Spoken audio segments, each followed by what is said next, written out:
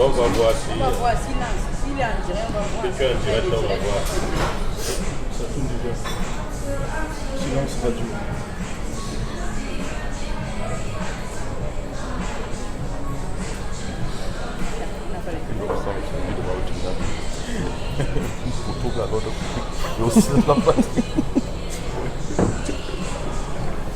C'est un bon slogan ça. Ça y est,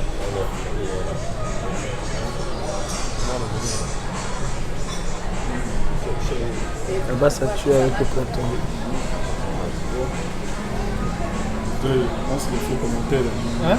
Lance les faux commentaires. On est déjà, ça passe déjà. Mais plusieurs. Non, l'éclairage n'est pas bon de ton côté. Est-ce que tu m'entends?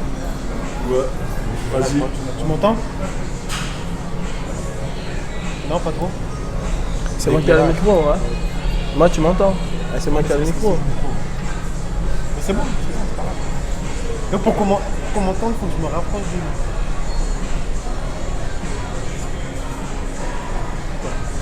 Là, tu m'entends? Bonsoir à la famille. Connectez-vous.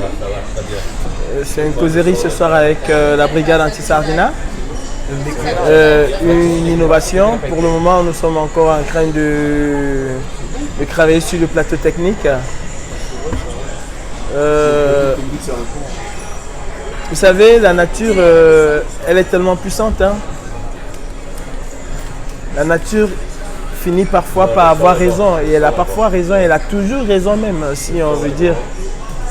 Et Dame Nature aujourd'hui a montré au peuple camerounais qu'elle est de tous côtés. Elle est fière d'être avec ce peuple camerounais que nous adorons.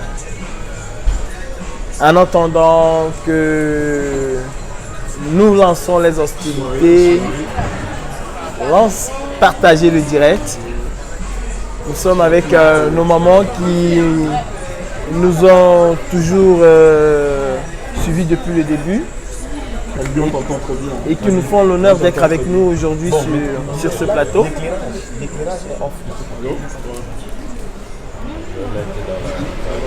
Partagez mes frères.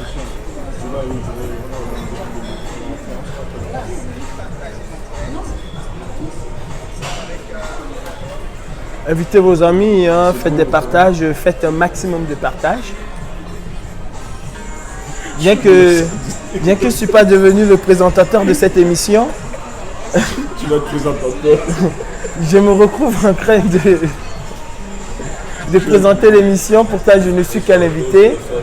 Vous avez... Ah merci monsieur. Mais je vois que tu es trop sérieux là. Vous avez le présentateur de l'émission lui-même qui est juste à côté.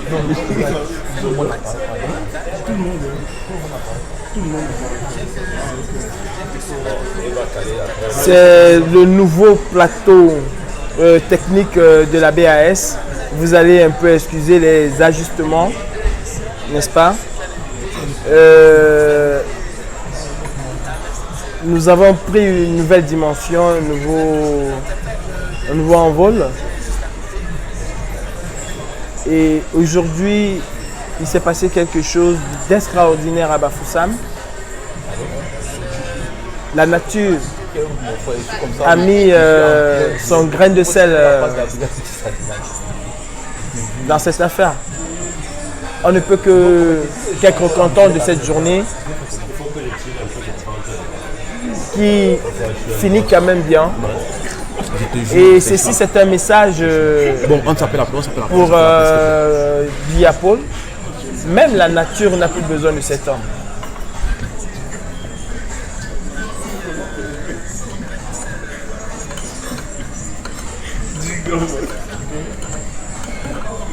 Bon.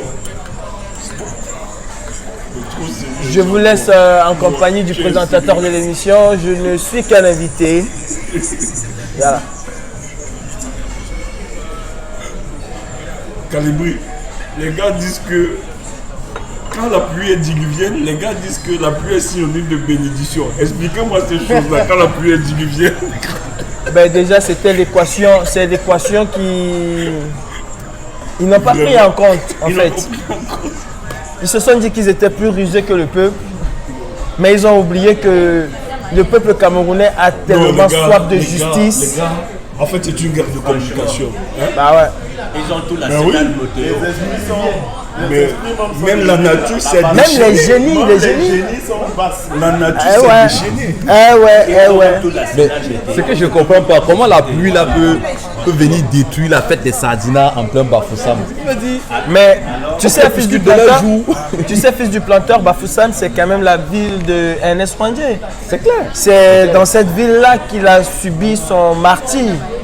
Et il ne pouvait pas, n'est-ce pas, en tant que combattant de la liberté camerounaise, il ne pouvait pas laisser cette journée se passer comme il l'aurait souhaité. Quand je dis il, je parle bien du rassemblement Démocratique des voyous. démocratique, non, rassemblement dictatorial du peuple camerounais. Voilà. Rassemblement des petits copains. Ernest Ouandjé ne pouvait pas laisser cette journée bien se passer. Et même pas seulement Ernest Ouandjé, hein, on va parler aussi de tous ces combattants-là. De Moumié, on va parler de Oumiobe, on va parler de tous ces grands combattants qui ont donné leur vie pour le Cameroun. Franchement, ils ne pouvaient pas laisser cette journée se passer comme Biapol l'aurait pensé, comme les caciques du RDPC l'ont pensé. Et je crois que c'est un signal aussi. Hein. Il faut prendre ça comme un signal, ce n'est pas une bénédiction.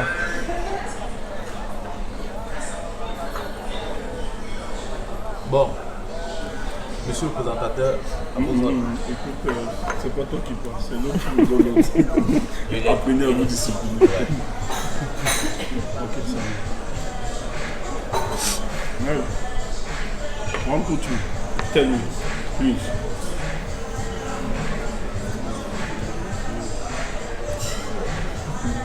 Utilise les commentaires. Ok. Bon, je pense que tout le monde est là. Bonsoir. Bonsoir Stéphane Chimbo. Ok, merci parce que sur cette convocation, il était question d'une causerie avec la famille. Ça va être très relax, pas de protocole. Donc vraiment, jeu d'enfant. Je fais confiance à votre expertise, je fais confiance à votre sens de professionnalisme.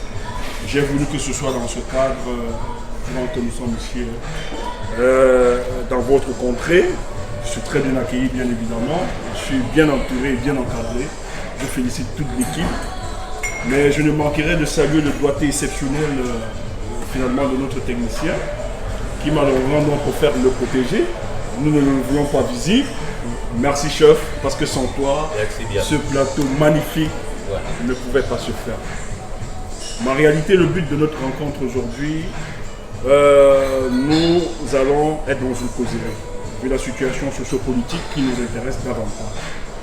Mais nous avons voulu qu'aujourd'hui cette causerie déjà puisse prendre en compte des personnes qui sont souvent en off, qu'on ne voit pas très souvent, que le public ne regarde non pas souvent vu, mais en réalité qui travaillent pour que ce combat puisse avancer et qui ont un engagement incontesté aujourd'hui, sans intérêt, sans contrepartie, mais qui se mettent jour et nuit pour que ça puisse avancer. Donc il était question de présenter à la face du monde, qu'ils expliquent leur engagement, qui finalement nous surprend au sein de la base, dans ce mouvement. On est tellement surpris. Vous avez des personnes qui se sacrifient leur famille, sacrifient leur foyer à cause de ce combat. Donc vous les écoutez.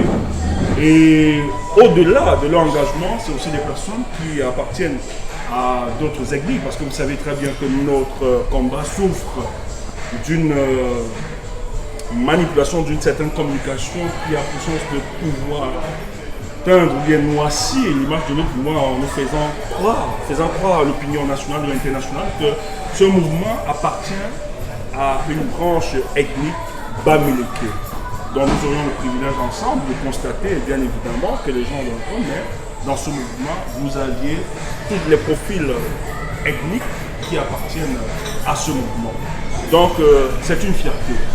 Mais pour sortir, nous aurions deux axes que nous allions bien évoluer sur le tribalisme. Et pour sortir le cas de Bafoussa, qui nous intéresse très peu, nous allons communier avec nos téléspectateurs. On dit donc Calibri, Fils de Planteur, Dréboni et les autres, Jordan, Salomé, Lapiro. J'aurais besoin bien évidemment de votre apport pour qu'on puisse davantage édifier ce peuple qui ont versé leur espoir à nous. Alors, comme je l'ai dit, ce sera vraiment une bonne enfance, mon jeu. Sentez-vous à l'aise. Donc, nous allons nous soucier, tout ce que nous allons demander, c'est qu'on soit juste à l'écoute du technicien, parce que nous travaillons en collaboration, donc pour que ce soit une prouesse, une réussite, on doit toujours écouter les directives du chef plateau. Bien évidemment, nous aurons le regard fixé sur lui, mais je demanderai, comme la discipline est comme le squelette ou le corps de l'homme, donc je nous payerai d'être dans cette discipline. Alors, avant toutefois de commencer, il est intéressant pour moi, hein, comme j'ai évoqué les thématiques que nous allons évoluer, il était intéressant pour moi. Jordan, déjà, je dis merci Jordan. Peut-être beaucoup ne te connaissent pas. Je ne vais pas présenter ton nom, je te fais garder Jordan pour des questions qui nous semblent tellement secrètes. Mais déjà, moi, je salue la détermination parce que personnellement, nous te connaissons, on sait ce que tu as toujours fait pour la base, tout ce que tu as apporté. Lorsqu'on t'a sollicité, sur tous les moyens, la logistique, etc., tu t'es toujours mis à pied d'œuvre. Et ça a quand même suscité cet impressionnement parce que tu le fais sans contrepartie. Finalement, ce que nous, on veut savoir, ça ne plus parce que tu es un militant très engagé dans le mouvement de la base. Vous êtes sur du terrain qu'on ne voit pas souvent. Mais quelles sont les motivations, finalement, ce qui t'a amené à rejoindre ce mouvement? Et si, par avant, tu militais dans un parti politique, est-ce que tu avais une culture politique pour pouvoir t'engager dans ce mouvement de la base?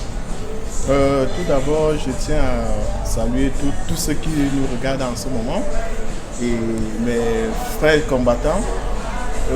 Comme tu l'as bien dit, à la base, je n'avais jamais milité en politique.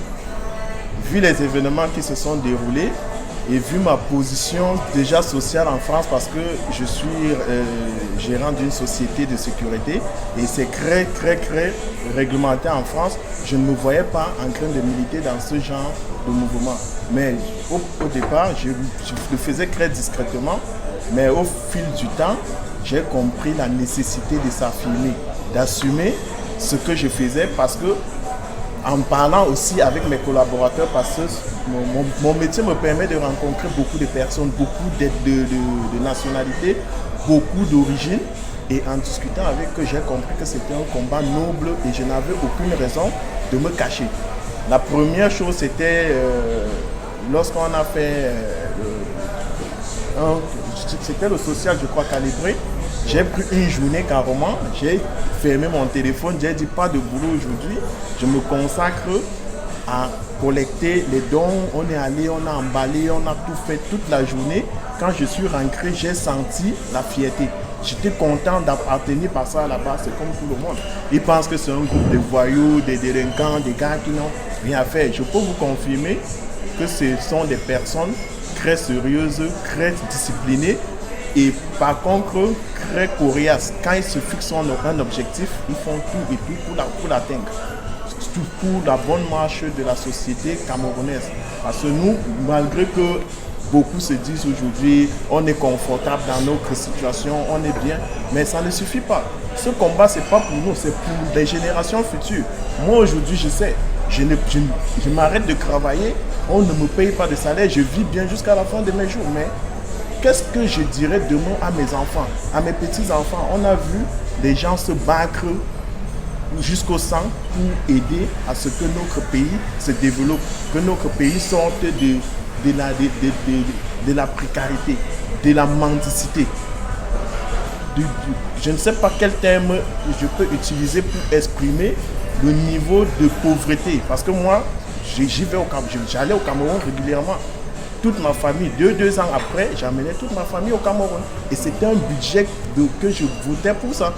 Mais Jordan, pour te relancer, est-ce que tu n'as pas peur? Parce que de plus en plus, des gens, bon, nous aujourd'hui on ne peut plus nous menacer, hein, ça ne nous inquiète pas. Peut-être nous on a notre engagement depuis, mais toi, en tant que finalement novice dans ce combat, est-ce que tu n'as pas peur des représailles qui sont présentées? Parce que chaque jour, on sait quand même qu'il y a on essaie de vous brandir cet épouvantail de peur, des représailles qui peuvent être conséquents par rapport à vos activités, etc. Est-ce que vous n'aviez pas mesuré, bien évidemment, tous ces représailles, cet épouvantail de peur qu'on brandissait peut-être aux combattants, et vous, ça ne vous a pas permis de vous reculer? Pourquoi? Vous savez, on est dans un pays, d'abord la France, quand on voit le niveau de liberté, on essaie de s'identifier à cela. À un moment, j'avais peur, mais après, je me suis rendu compte que c'est la peur qui nourrit ce qui nous martyrise. Quand tu as peur, on profite pour t'annexer. Quand tu surmontes ta peur, celui qui t'annexe ne sait plus de quel côté, avec quoi il va te menacer. Aujourd'hui, je sais que le combat est noble et qu'on va gagner. Pourquoi est-ce que j'aurais peur, sachant que dans 6 mois, 8 mois, 1 an, on devra atteindre nos objectifs? Je peux rester tranquille. Je sais qu'entre-temps, je me sacrifie, je me consacre au combat. Après ce temps-là, on sera libre à tout le monde avec moi. Je sais tous les Camerounais, même ceux qui supportent ce régime, au fond d'eux, ils sont de la basse. Ils ont une part de la basse en eux. Mais comme ils sont, je peux dire, les mendiants, ils le font pour gagner un peu de pain. Mais demain, ce sont eux qui seront les premiers à nous féliciter. C'est pour ça que j'ai dit... Ok, Jordan, merci. On va revenir, excuse-moi de te couper parce que le temps, on calcule aussi le temps. Mais je vais revenir avec notre maman, qui est maman Salomène, qui est parmi nous.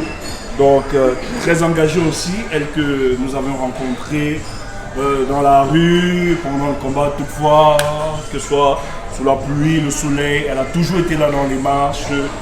Elle, je me rappelle une fois, elle m'avait retenu en pleine marche à la place de la République où elle disait « Fils, on croit en vous, n'abandonnez pas le combat, machin truc ». Et moi, je me dis « Mais voilà une maman qui abandonne son foyer, qui abandonne ses enfants, qui est avec nous dans la rue chaque fois. » Maman Salomène, merci d'être là, d'avoir répondu. Tu es une maman très engagée qui nous a toujours encouragés dans ce combat. Mais comme je l'ai dit tantôt, la même question posée à Jordan tout à l'heure, je demande pourquoi cet engagement surtout, parce que...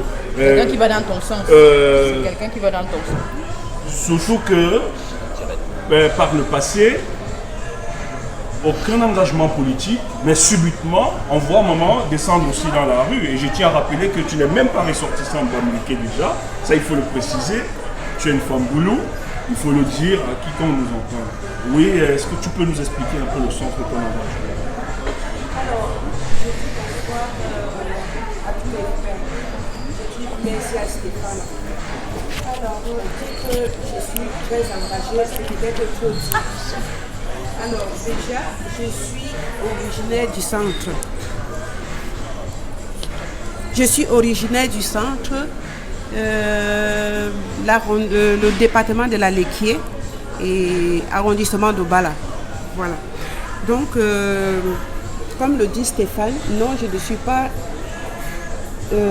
quelqu'un qui a pensé faire la politique un seul jour. Je suis quelqu'un qui est dans la rue, qui est sorti dans la rue par amour pour mon pays et par devoir de patriotisme. Pourquoi? Parce que quand même dans notre hymne national, on nous a toujours dit que on a été libre, mais qu'on est libre d'après les indépendances, mais je pense plutôt que c'était des fausses indépendances. Mais toutefois, un peu de volume. Mais toutefois quand même, je pense qu'on avait un peu de liberté. Or, à présent, je constate que la liberté d'expression n'existe plus chez nous. Et donc, cela m'a révoltée. Cela m'a beaucoup révoltée pour que je sorte dans la rue. Et aussi, tout ce qui se passe au Cameroun actuellement. J'ai vu, il y a de cela 3 ans, Boko Haram qui a beaucoup sévi à la zone de chez nos frères au nord Cameroun. Ça, je ne peux pas l'oublier. Il y a aussi le génocide qui se déroule au nord et au sud-ouest du Cameroun. Ça aussi, vraiment, je ne peux pas rester indifférent. Et aussi la malgouvernance, la mauvaise répartition des biens sociaux et aussi le chômage qui frappe vraiment nos jeunes. L'insécurité, ça ne peut pas me laisser vraiment indifférente. Donc je vois beaucoup d'injustices, ce qui me pousse vraiment à aller dans la rue. Et derrière tout ça, tu n'as pas peur des représailles? Les représailles, moi, ce que je peux dire, c'est quoi? C'est que si des représailles, il y en a, cela veut donc dire que c'est parce que j'ai peut-être dit quelque chose qui est vrai. Parce que si on sait qu'on n'est pas concerné par ce qu'on dit, je ne vois pas pourquoi on va en vouloir à l'autre. Donc moi j'ai peut-être dit quelque chose qui mérite d'être réfléchi. Donc qu'on s'assoie et qu'on discute. Si on me fait des représailles, ça veut dire qu'on se reproche quelque chose. Voilà. Donc pour moi c'est ça. Les représailles, si ça arrivera, on ne peut pas fuir, comme on dit, le capri mort ne peut pas fuir. Un capri mort ne fuit pas le couteau. Donc voilà, c'est ça.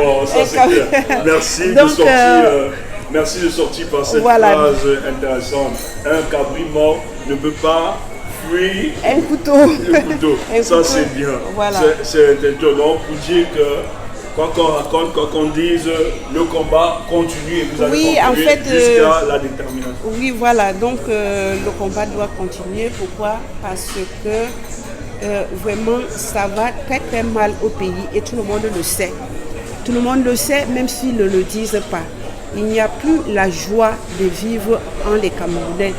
Donc c'est vraiment, c'est plus supportable. Mais avant de sortir, excuse-moi que j'attaque ce volet-là. Tu appartiens du grand groupe Betty au pays, mais aujourd'hui on fait croire en réalité que la guerre au Cameroun, le problème du Cameroun, c'est qu'il y a une tribu, Bamileke, qui veut contrôler, qui veut prendre le pouvoir pour mater les Betty. En tant que Betty qui est engagé dans ce mouvement, est-ce que tu peux, à ceux qui nous écoutent, est-ce que les Betty profitent, la majorité des Betty, est-ce qu'ils profitent, comme il y a lui aussi le groupe Betty, est-ce qu'ils profitent justement de la présidence, durant la présidence de la mandature de M. Podia, est-ce qu'ils profitent du gâteau national? Alors moi ce que j'ai envie de dire c'est quoi? C'est comme il y a un adage qui dit que quand on veut noyer son chien, on dit qu'il a la rage. Donc ce qui fait que pour moi, si on veut coller une étiquette ou un motif à mes frères originaires de l'Ouest, moi je leur dirais que c'est ça. C'est parce que il y a anguille sous roche. Mais sinon, pour les Betty, moi je parlerai surtout pour les Étones. Je ne pense pas que nous profitons quand même beaucoup de choses. Peut-être que moi je l'ai fait, j'ai peut-être profité de quelque chose, mais à partir du moment où je ne vois pas que l'intérêt soit individuel, mais je préfère plutôt que l'intérêt soit un peu collectif. Donc je pense aux autres. Si j'ai eu, il faudrait aussi peut-être qu'on pense aux autres. Parce que je suis désolée, quand j'arrive par exemple au Cameroun, je vois les jeunes, ils sont abandonnés à eux-mêmes. Ils font que du moto-taxi, c'est ça, Bentikip. Alors un jour, je leur ai posé la question, est-ce que vraiment ce travail-là vous plaît? Ils m'ont dit non. Ils courent beaucoup de risques, des maladies exposées à la poussière. Ça, c'est dans un village chez les Étoiles? Oui, okay. Partout, okay. Oui, chez moi aussi. Donc, il y a l'insécurité. Ils sont exposés à l'insécurité. La nuit, ils vont un peu partout dans les petits villages. Et donc, ils sont exposés à beaucoup de choses. Et j'ai aussi vu qu'ils sont abandonnés à eux-mêmes. C'est pour oublier, par exemple, les problèmes qui les minent. Ils se réfugient derrière les drogues. Et vraiment, le Cameroun que j'ai laissé, c'est plus le même Cameroun. Donc, pour dire en un seul mot sur le plan social, le Cameroun, toutes les tribus souffrent aujourd'hui. Bien sûr Dans que le oui. débat sur le tribalisme, on n'a pas le droit d'exister. Non, le tribalisme, ça n'existe pas. Ok. C'est comme dans l'autre hymne national, c'est dit, nous sommes tous unis du nord au sud, de l'est à l'ouest. Et c'est un Cameroun de nos ancêtres. C'est pas dit des ancêtres des Bétis ou les ancêtres des... Je ne sais pas. C'est le Cameroun de nos ancêtres. Hein. Donc le Cameroun de Oumniobe, le Cameroun de Charles Atangana, le Cameroun de Ernest Wandier, Douala Mangabel, Moumier. Donc je pense que... Le roi Djoya aussi. Non, pas celui qui est là. Oui, mais voilà, c'est ça. Okay. Voilà. Donc c'est ça. En tout cas, je vais revenir vers toi. Mais j'espère que le pont du Bebda, c'est pas encore détruit le pont du Bebda. Ah ça, non, on ne va pas. Non. Non, on ne va pas Donc, encore. j'espère que le pont du Bebda tient encore le coup. Ok, Voilà. juste on va revenir par après, c'est une causerie, donc on va continuer. Mais juste pour moi d'introduire aussi un des combattants que finalement je l'ai adopté comme mon père ici, qui m'est très très cher personnellement. Merci, Il sait quelle est l'amitié et la fraternité que je porte envers lui. nous lie. Voilà, qui nous lie, bien évidemment. Et ça me fait plaisir que lorsque j'étais sonné, tu m'as dit si c'est toi Stéphane Tchoubou, je vais changer mon agenda pour toi pour répondre présent à cet entretien. Bien sûr. Vraiment merci, je me sens honoré que tu sois présent ce soir. Oui, comme je l'ai évoqué avec les autres, vous êtes les hommes de l'ombre, mais sincèrement, vous êtes ceux qui nous apportent véritablement un coaching. Chaque fois, vous essayez de nous recadrer par expérience en tant qu'aînés. Et nous sommes fiers d'être côté. Donc pour nous, il était judicieux de vous demander finalement, parce que ça, nous sommes aussi interpellés lorsqu'on voit votre engagement, vous abandonnez vos familles, nous connaissons comment vous fonctionnez, etc. Et je tiens à vous rappeler que c'est un expert comptable que j'ai en face de vous. Vous n'aviez pas un voyou comme nous autres. Donc vous pouvez comprendre que derrière nous, vous aviez des personnes très engagées et responsables. Alors pour votre engagement, qu'est-ce qui vous amène? Parce que vous aussi, contrairement, je ne sais pas si c'est le fruit du hasard, vous n'étiez pas engagé politiquement par le passé, mais qu'est-ce qui vous introduit dans ce combat? Merci beaucoup Steph, comme j'aime bien t'appeler par ton petit nom. Merci. Et je rectifie, je ne suis pas encore expert comptable. J'ai arrêté mes études quand j'étais mémoraliste. Donc je ne suis pas expert comptable. Ok, merci. Bon. En tout cas, ça rentre dans la profession. Voilà. Peut-être ça va finir par. Ok. Donc oui, moi je suis un combattant actif du terrain. Je suis de la société civile et je me suis jamais noyé dans la politique. Moi, tout ce que je sais, c'est aller travailler et revenir à la maison. Alors, qu'est-ce qui m'amène dans ce combat? Parce que j'ai une vie professionnelle accomplie, je vous le rappelle. Et avant de continuer, je tiens à saluer les combattants avec qui on était de la première heure. Je vais citer ici le grand combattant Jackson. Le grand combattant Jackson, merci. On était à Genève et sur le terrain, il est intrépide. Merci beaucoup, Jackson. Donc, qu'est-ce qui m'amène dans le combat? Comme tout le monde ici, hein, c'est les élections du 8 octobre au Cameroun.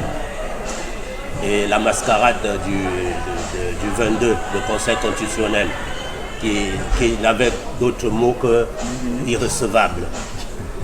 Et après ça, on a nommé le délinquant d'Etoudi président. Donc tout ça là, ça nous a marqué. Donc dès la première marche du 28 à Paris, au Trocadéro, on est parti. Je ne suis plus jamais rentré chez moi depuis la première marche du Trocadéro. Donc tous les boycotts, on était actifs. Madame à la maison n'était pas contente, mais ce n'était pas grave. Le Cameroun était en danger. Donc c'est pour ça que j'ai accepté aujourd'hui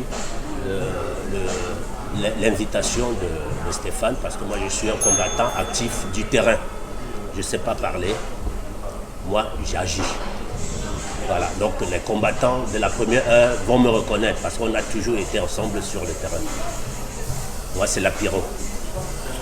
Ok, merci vraiment pour ce. Mais pour les représailles, ça ne t'inquiète pas. Moi, vraiment, les représailles, moi, ce n'est plus dans mon vocabulaire. Vraiment, je suis sorti du Cameroun en 1986. J'ai fait la Centrafrique, j'ai fait le Bénin, j'ai fait la Côte d'Ivoire, le Togo. Je suis passé par le Nigeria un moment même pour rentrer au Cameroun.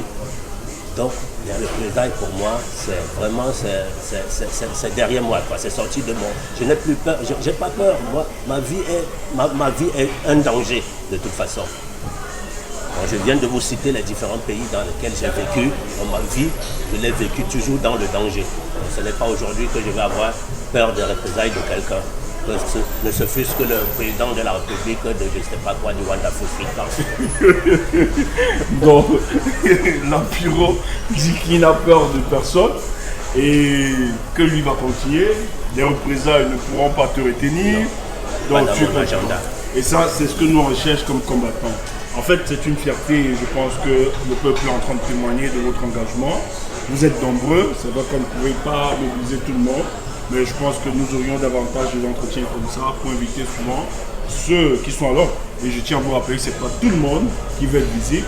Il y a des gens qui préfèrent rester en off, mais qui sont très efficaces. Et nous, on les salue et on respecte leur position. Donc, nous allons multiplier bien davantage. Mais avant de continuer, j'aimerais qu'on revienne finalement à Calibri. Celui-là même. Qui finalement qui draine une vague d'hommes déterminés pour mener cette révolution. Calibro, avant d'y aller peut-être dans le fond, le détail, je voulais qu'on s'interpelle finalement sur l'actualité d'aujourd'hui.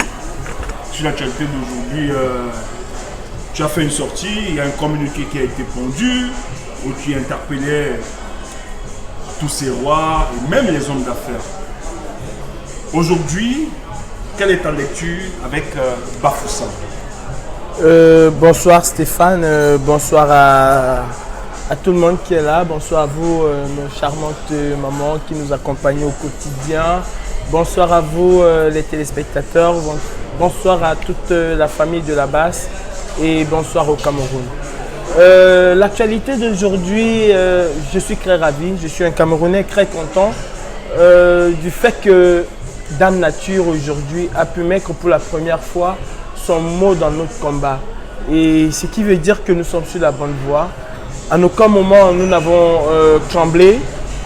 On savait, parce que c'est quand même difficile d'attaquer Paul Biya dans son propre territoire. C'est très difficile d'attaquer Paul Biya dans son territoire. Et on savait aujourd'hui qu'on pouvait arriver à quelque chose. On avait cette conviction-là. Et je peux vous assurer que quand vous avez une conviction et que vous ne la tronquez pas, que vous ne la changez pas, quelle que soit l'adversité devant vous, continuez sur votre lancée parce que vous êtes déjà déterminé profondément, au plus profond de vous, de réussir et vous allez pouvoir réussir. Le régime dictatorial de Paul Biya a 1001 manœuvres dans son sac. Et vous savez, même si les gens à Bafoussam n'étaient pas sortis aujourd'hui, ils ont quand même affrété des cars, des charters, ils ont affrété beaucoup de bus pour ramener du monde à Yaoundé. Mais seulement, comme nous sommes dans un combat noble. Oui, tu dis, ils ont pris des charters, ramené des gens. Mais tout ça, c'était pourquoi? Est-ce qu'ils avaient besoin, alors qu'on sait très bien qu'il y a des sympathisants à l'ouest du Cameroun, ceux qui soutiennent le RDP, c'est des élites justement qui ont le soutien, et surtout que les élections nous font croire que Paul Biya a gagné à une majorité écrasante dans la région de l'Ouest. Est-ce qu'ils avaient encore besoin de ça, Calibri? Si ils avaient besoin de ça, et c'est un besoin malhonnête en fait. Monsieur Stéphane, tu sais très bien que nous avons eu ce matin, très tôt ce matin, un valeureux combattant à la personne de Mayer Foni que je salue déjà, qui nous a montré une vidéo qui datait de la période électorale où le professeur président Maurice Kamto avait grainé une foule immense. Je crois que c'est un temps. Et c'était un défi pour le RDPC aussi d'organiser quelque chose, ne serait-ce qu'à cette dimension. Et je veux vous rappeler que les gens qui étaient à ce meeting-là sont venus d'eux-mêmes. Ils ont payé leur propre transport. Mais aujourd'hui, non seulement on a dépêché des bus pour faire venir des Camerounais, on leur a même encore donné de l'argent. C'était ils avaient besoin pour s'affirmer dans le pays Bamileke pour dire on vient vous dominer chez vous.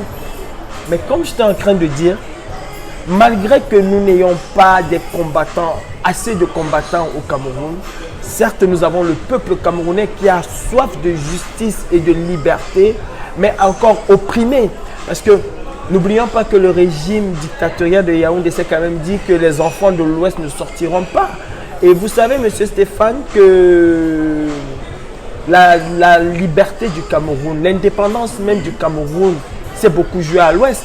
Il a fallu qu'on organise un génocide à l'Ouest pour pouvoir, n'est-ce pas, essayer vouloir laisser le Cameroun sous le joug français. Bon, ils savaient que les enfants bamileke n'allaient pas sortir. Ils savaient que les enfants de l'Ouest, parce que quand je dis même les enfants bamileke, je rentre un peu dans ce tribalisme sans le vouloir. Parce que à l'Ouest Cameroun, c'est hétéroclite. Il y a des Boulous, il y a des Bétis, il y a des Bafons, il y a des Douala. C'est tout le Cameroun qui se trouve dans la région de l'Ouest. Parce que quand on est l'Ouest seulement au Bamileke, c'est rentré dans ce tribalisme-là. Mais avec nos convictions, avec notre foi, n'est-ce pas, Dame Nature a bien fait son travail. Ils sont restés cantonnés dans leur bâche. Mais la population de l'Ouest, les Camerounais de l'Ouest... Tu estimes, comme les autres te rappellent, que la confinés. nature a frappé. Ah oui, la nature a frappé. Et je tiens à remercier déjà ce combattant hier qui disait et qui a annoncé à Mondo Vision qu'il devait avoir une grande pluie à Bafoussam. C'est la force de la base en fait. C'est la force de la liberté du peuple camerounais. Et avant que tu ne continues, Stéphane, tu me permets de rassurer nos combattants. Il y a quelques jours, j'annonçais, n'est-ce pas, dans un direct, ce Camerounais qui était bloqué à Lyon, qui avait été arrêté à Lyon et qui risquait d'être expulsé au Cameroun. Cet appel a fonctionné, les gens se sont mobilisés et aujourd'hui, ce mec, il est libre, il est sur Paris.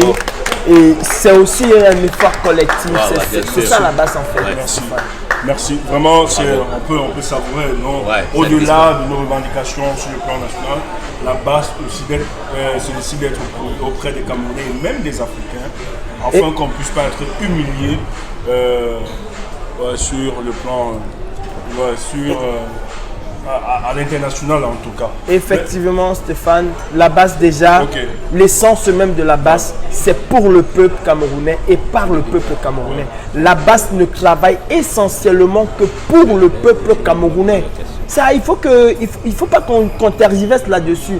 Nous sommes au service du peuple camerounais et non d'une personne. Maintenant, nous épousons corps et âme, n'est-ce pas, la lutte du professeur Maurice Kamto.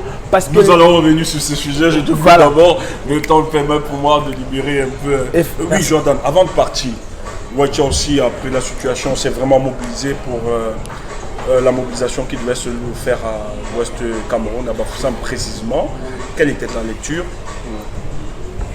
La mobilisation, nous tous nous avons constaté, même les esprits se sont ralliés du côté de la basse avec une pluie. La mobilisation était un flop total parce qu'on n'a pas vu la quantité des personnes annoncées à la base. Il y a eu quelques chefs traditionnels qui sont venus, on peut les compter sur les doigts d'une main. Pourtant, on nous avait annoncé une campagne malgré, comme a dit le général Calibré, malgré qu'on ait mis les cas à disposition, on ait payé les gens pour venir gonfler les rangs, ça n'a donné aucun effet. Ces gens ont dû profiter, comme ils voulaient se rendre à l'ouest, ils ont pris les cars, arrivés sur place, ils sont allés rendre visite à leur famille et depuis ils vont reprendre le camp pour revenir sur Yaoundé gratuitement. Moi je trouve que c'est aberrant. Voyant ce que nous vivons, ce que le peuple camerounais subit, ce que le peuple camerounais vit en ce moment, que les gens acceptent encore de manger un bout de pain pour une journée, un plat de riz avec du poisson pour une journée, en oubliant qu'ils ont laissé leur famille à la maison. Demain, qu'est-ce qu'ils vont faire? S'ils ne se lèvent pas aujourd'hui pour revendiquer cela, pour demander un changement, pour demander une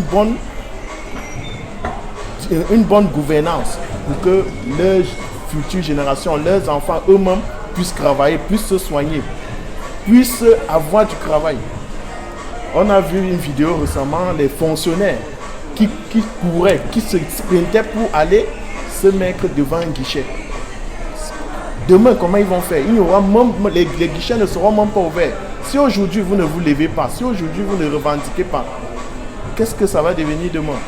Nous, on essaye de faire ce qu'on peut à notre niveau. On essaye de mobiliser, on essaye de donner ce qu'on peut donner pour que les choses avancent. Aidez-nous aussi et donnez-nous le courage. On est derrière le général Calibré parce qu'on a compris que c'était un combat noble et que ce sont des personnes nobles qui nous ont motivés. On a suivi les discours de beaucoup de militants, de personnes qui se disent généraux. Après, on a vu là où ça a mené. Notre groupe, la base, on ne demande le financement de personne. Nous, on s'autogère, on s'autofinance, on mène nos actions. Nous, parce que demain, on ne veut pas que quelqu'un vienne revendiquer. Dire que c'est grâce à vous, c'est grâce à nous que vous avez fait tel truc. C'est grâce à nous, non. Aujourd'hui, on assume tout ce qu'on fait. Social, on fait des actions sociales.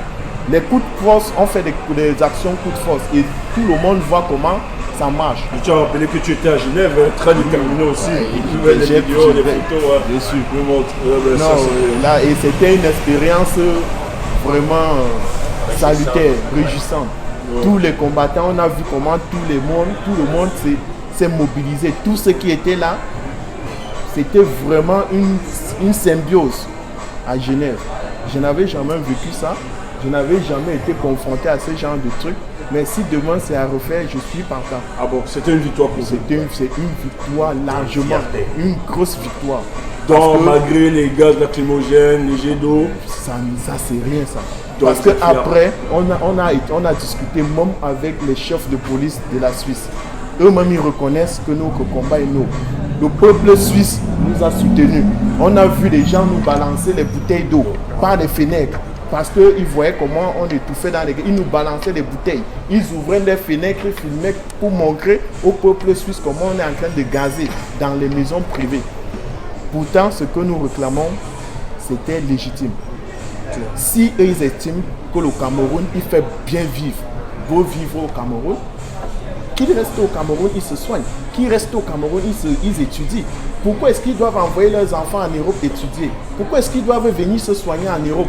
Pourquoi est-ce qu'ils doivent venir en Europe se coiffer, faire des voyages? Pourtant, ils pouvaient, au Cameroun, on a des potentialités. Partout dans le monde, quand on parle des élites, des meilleurs, dans tous les domaines, dans la diaspora, il y a au moins un Camerounais. Pourquoi est-ce qu'on n'exploite pas ça?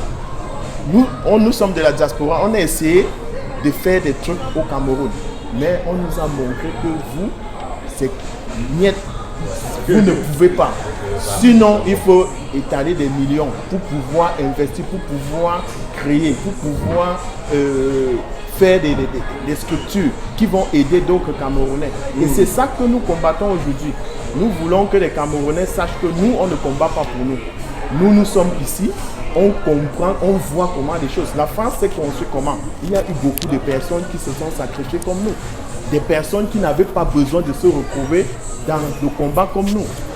Aujourd'hui, j'ai des collègues, j'ai des camarades qui me connaissent. Quand ils me voient, ils hallucinent dans ce genre de combat. Et ils ne comprennent pas comment est-ce que j'ai pu me retrouver là. Il faut s'ouvrir. Il faut essayer de comprendre les situations, essayer de ne pas penser qu'à soi-même, essayer de voir plus large. Aujourd'hui, nous sommes bien. Demain, est-ce que nous voulons que nos enfants vivent ce que nous avons vécu? Non. Chers frères camerounais et chers combattants, ne laissez pas, n'acceptez pas qu'on vous domine avec la peur. C'est ça, ça les nourrit. C'est que le vampire se nourrit du sang. Si votre sang est déjà contaminé, il ne va plus le consommer. Aujourd'hui, nous sommes là, nous sommes en Europe. Nous, on veut bien revenir au Cameroun. Mais il faut qu'on revienne dans un pays où on va se sentir libre, en sécurité et que les structures soient capables de nous accueillir hospitaliers comme ici en Europe. Pourquoi est-ce qu'on ne peut pas le faire chez nous? On a des moyens, on a des ressources naturelles pour ça, moyens humains pour ça. Si les élites, les dirigeants, ceux qui se disent dirigeants estiment que le pays, c'est un bon pays. Qu'ils restent au pays, ils se soignent là-bas. S'ils viennent ici, là, c'est qu'au pays, il n'y a rien. Mais donnons-nous les moyens pour que le pays avance, pour qu'il y ait la possibilité d'avoir toutes ces structures sur place. Ouais. Oh ben, merci Jordan, c'était un réel plaisir de voir posé. Je sais que le temps est parti, ton agenda ne te permet pas, hélas, de te séparer de nous. Mais en tout cas, avant que le pomme des Bebda ne soit explosé, le combat continue. C'est clair. On vaincra. On vaincra, le combat continue et merci. Je me rabats directement sur Drake Boni. Donc, salut. Moi je parle pas fort, donc j'espère qu'on m'entend bien. J'espère qu'on va bien t'entendre, mais tu dois faire l'effort qu'on t'entende. Ok. Parce que c'est pas pour nous. Ok. Pour nous, on est déjà tout ton avis. Ok. Voilà. Ok, Dre, nous avons vécu une situation au pays qui était la mobilisation et en tant que membre aussi très influent, très engagé dans le mouvement de la brigade anti-Sardina, la Basse France, tu étais très d'accord de ceux qui appelaient à une mobilisation contre, qui refusaient de voir les chefs se déplacer pour effectuer ce meeting parce que ça ne répondait pas aux aspirations du peuple. C'était semblait de griotisme à la personne, à l'endroit d'un seul homme, M. Paul Biya. Aujourd'hui, vu ce qui s'est passé, quel est ton avis, quelle est ton analyse sur cette mobilisation à Bafoussam? Pour moi, cette mobilisation, c'est simple. Elle fait partie de ce qu'on ne veut plus voir au Cameroun. Dans le sens où c'est un système qui a vassalisé ceux qui sont censés défendre les traditions. Donc il y a quand même des chefs qui ont montré leur courage, qui ont montré leur indépendance, qui ont dit non. Mais on voit que c'est un système qui malheureusement vassalise beaucoup de gens qui sont censés avoir une influence. Et c'est ce qui le rend aussi horrible. Moi je rêve d'un Cameroun nouveau, je rêve d'un Cameroun, je dis pas comme la France parce qu'il ne faut pas comparer l'Afrique et l'Europe, mais au moins quand vous regardez des pays comme le Ghana, des pays comme le Sénégal, vous vous apercevez, des pays comme l'Afrique du Sud, vous apercevez que l'Afrique avance, que l'Afrique évolue. Mais ce système où les chefs sont vassalisés, où les personnes sont corrompues, c'est un système moyenâgeux qu'il faut balayer. Et je pense qu'il est temps que le Cameroun rentre véritablement dans le 21e siècle. Et pour ça, il faut qu'on se batte, pour ça, il faut qu'on se mobilise. Et c'est pas étonnant parce qu'en vérité, toutes les démocraties dans lesquelles on évolue, ici on est en France, mais que ce soit aux États-Unis ou autres, c'est des pays qui sont passés aussi par la Révolution. La France a eu 1789. La quiétude, la liberté qu'on expérimente ici en France, il y a des gens qui ont versé leur sang pour qu'elle se fasse. Ils le racontent dans la Marseillaise. Aux États-Unis, il y a eu la guerre de sécession. Donc ça veut dire qu'aucun pays n'est né avec la démocratie. La démocratie, c'est quelque chose qui s'arrache. La liberté, c'est quelque chose qui se gagne. Donc je pense qu'il était temps que le Cameroun gagne la sienne et arrache la sienne. Donc c'est pour ça qu'on est là. Ah ben, merci. Et tu penses qu'au-delà de cette mobilisation et la base, est-ce qu'on va, selon toi, la base doit continuer toujours à mettre la pression? Est-ce que tu considères, bon, avant d'y arriver, de continuer dans la pression, pour toi, la mobilisation d'aujourd'hui, est-ce que tu estimes, est-ce que c'est un échec, bien c'est une victoire de plus pour la base? Déjà, ce que je pense, c'est que, tu vois, l'homme fait 50%, Dieu fait 50%. C'est-à-dire qu'à un moment donné, nous, on a fait notre travail au niveau de la mobilisation, au niveau des réseaux sociaux, mais comme l'a dit Calibri, on n'a pas forcément toute la main-d'œuvre, tous les hommes nécessaires sur le terrain pour faire appliquer certaines consignes, comme on pourrait le faire, comme quand on est parti à Genève, ou comme quand on a fait ce qui s'est passé aux ambassades. C'est-à-dire qu'à partir du moment où on contrôle l'extraterritorialité, on ne peut pas mentir aux gens en disant qu'on contrôle l'entièreté de l'interterritorialité. Donc ça veut dire qu'à un moment, on avait besoin d'un coup de pouce du Seigneur, et le Seigneur a répondu, pluie diluvienne. Donc moi, à un moment donné, je regarde les faits. Je rappelle que le 18 mai, quand il y a eu la grande manifestation, le temps était menaçant. Le temps était menaçant durant toute la marche et il n'a plu qu'à partir du moment où la marche était terminée. Moi, j'ai la faiblesse de croire au coup de pouce du destin. Parce que s'il avait plu pendant la marche, il y avait des moments, il y avait des gens handicapés qui étaient là, ça aurait démobilisé beaucoup de monde. Mais le beau temps est resté jusqu'à la fin de la marche. Et une fois que la marche s'est terminée, qu'il y a eu des pluies, mais diluviennes. J'ai bien dit diluviennes. Donc, à un moment donné, ça amène à se poser la question, est-ce qu'on est du bon côté de la barrière? Donc, quand je regarde la pluie qui nous a sauvés le 18 et celle qui nous arrange aujourd'hui, je me réconforte en disant, effectivement, je suis du bon côté de l'histoire, je suis du bon côté de la barrière. Et c'est ça qui est important. Bravo. La plus vite dénommée. Merci. On te connaît toujours pertinent, André. Mais vous avez avec nous fils du planteur, que je vais vous présenter. L'enfant chouchou, adopté l'enfant de tous, le révolutionnaire. Oui. Finalement, notre historien. Alors, fils de planteur, il semblerait qu'à Bafoussa, nous sommes en terre de Wandji. Et c'est sur cette terre qui renda son âme. Et aujourd'hui, il y a une mobilisation d'un régime néocolonial qui s'attaquait au combat noble pour la libération finalement du peuple camerounais.